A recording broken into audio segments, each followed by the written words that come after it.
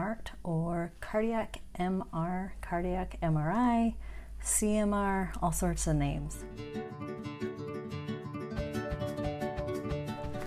I did not know that they actually do MRIs on your heart. Like at first when I heard of it, I thought, oh, okay. And then I thought, wait, you have to stay perfectly still for an MRI. How can you do that? Like the last thing anybody wants is to be perfectly still, like their heart perfectly still. So I did actually find out how they do it.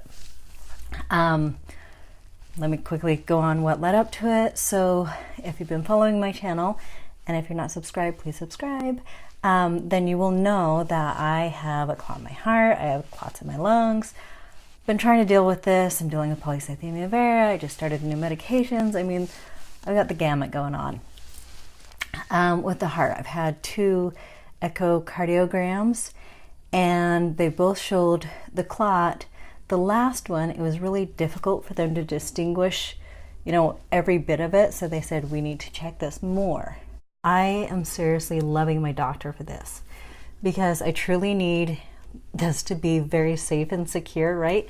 We need to get my Portacath out, thank God, and get the clot out of my heart and get me in this healing zone, just feeling better. I need this.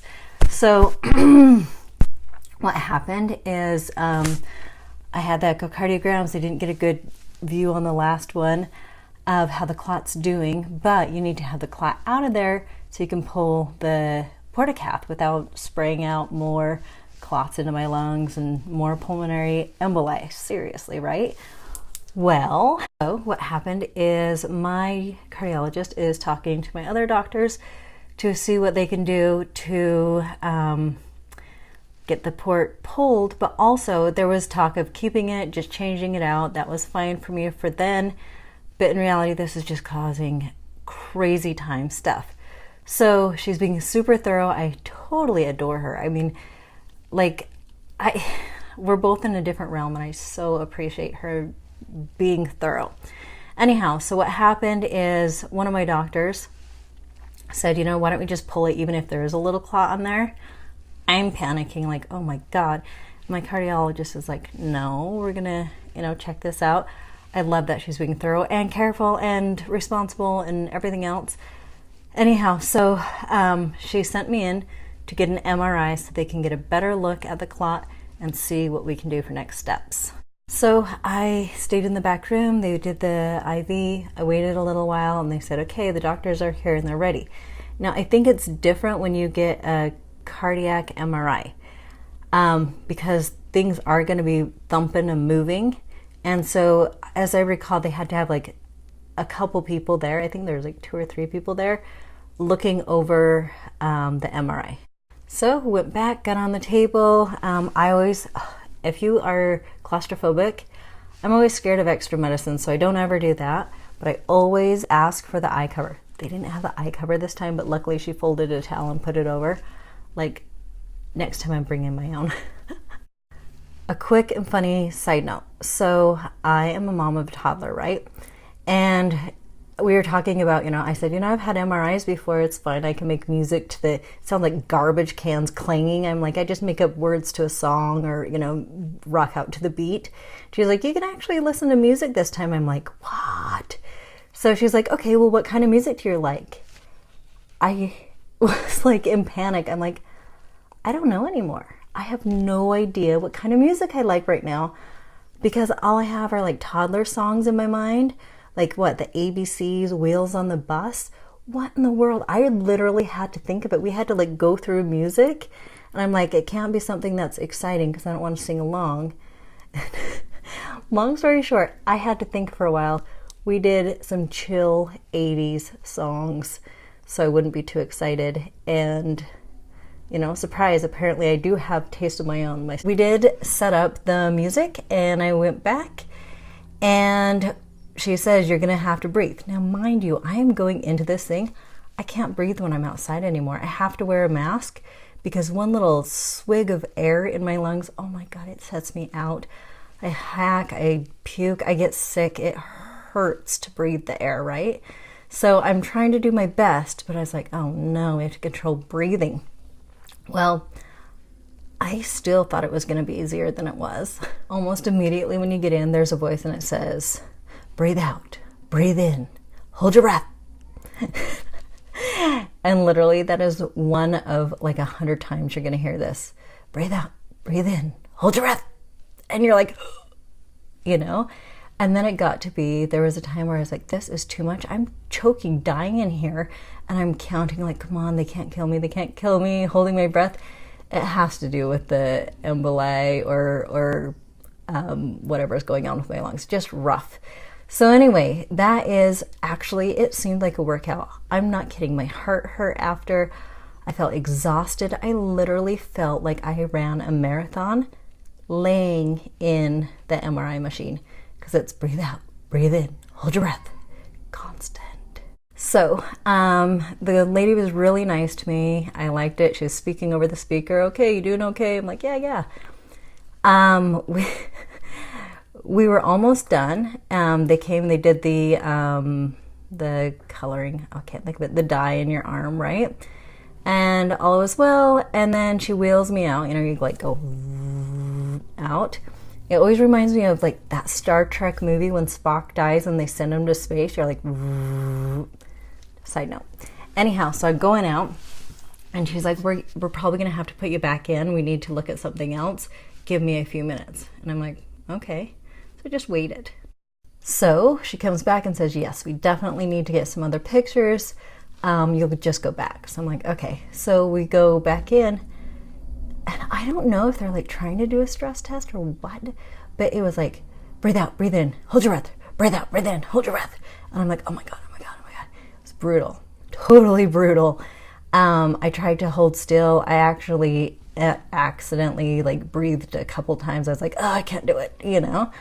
But all in all, it was like an hour and something. It wasn't bad. I've had MRIs before though, so I know how to like conquer the boredom or, you know, whatever. I just make up stuff in my mind, like songs or whatever. So it's okay. It was thoroughly exhausting to have an heart MRI because of all the breathing and constant, and it could just be my situation, but wow. So then the MRI was finished after the second round and I was able to get up, get dressed, and go see my husband and son. They're waiting out there for me. I got a coffee. I was dying. And we waited, got the disc, and we were able to come home. And they're just super nice and wonderful. The next day, I got a call from my doctor, and it was a voicemail. So we were kind of doing phone tag. Then I talked to her. I'm so bad at days. Maybe it was like yesterday or something. Or the day before. Anyhow, recently. And apparently the clot is worse than I expected or wanted, and I'm super like bummed and scared. I'm so bleeping scared. I almost swore. Try not to swear. Anyhow, so apparently it's not just blood. The anticoagulants. So the anticoagulants, the Eliquis, is not going to work on its own. Apparently it's helped a little bit. But it looks like the clot is actually fibrous material. Now, mind you, when she told me, she was so amazing. She called me 8 a.m. on the dot. And I know this because my alarm went off right when she called, and it's right when I had to take my medicine. So she let me know that there is a fibrous material. She's talking to the interventional radiology and also my oncologist, hematologist, looking, you know, if I need to get a port in the future, God, and how to take it out. That is the thing. I mean, you would think that I could go in and they could just be like, let's do some surgery, rip this thing out of here, get everything cleaned up, and, you know, get this girl exercising, right? To like get jobs done, clean your house, do your garden, be functional, feel better, right? It's not happening that fast. I mean, I know they're definitely working on it and being very safe. In the meantime, my heart does hurt, and I feel like I'm having a heart attack every freaking day. It's like ridiculous. I'm also lucky enough to know, okay, I do have some issues in there. I've been taking it calm, and even when I don't want to take it calm, I just can't, I don't have it anymore. But I'm looking at this as if, you know, when you feel like really crap and everything kind of crap out like at once, and like just dealing with the world. Well, it's kind of like that. Like, okay, everything can crap out at once, and then once it's all over, ta-da, it's a new day. That is what I'm. So a couple of the findings they did find from the MRI with the results was they saw the effusions on both sides. I think it's kind of obvious I already have clots in my lungs. I think previously in one of the lung things it had like a partially collapsed, it's just a small amount, I don't know. But apparently there's water on the lungs or in the lungs. I don't know what effusion, how it goes. I obviously need to talk to a pulmonologist or something. And let's see, they were able to see the tip of the portacath, the catheter, and also they were able to see the fibrous material on the clot. And I'm just praying we can get this thing done, taken care of. I'm tired of being tired. I hurt. I don't feel well. I'm done. I don't want this anymore. Right now, I don't fully understand all of the results. My doctor was awesome in telling me the most basic, but honestly, I need to have my husband talk to her and get the full deal, and then we can know what the next steps are. In the meantime, I'm praying that those groups are getting together and we can just get this settled. I am crying inside, like, just let me feel better. Let me take out the garbage. Like I've done here and there, but not anymore. I just can't.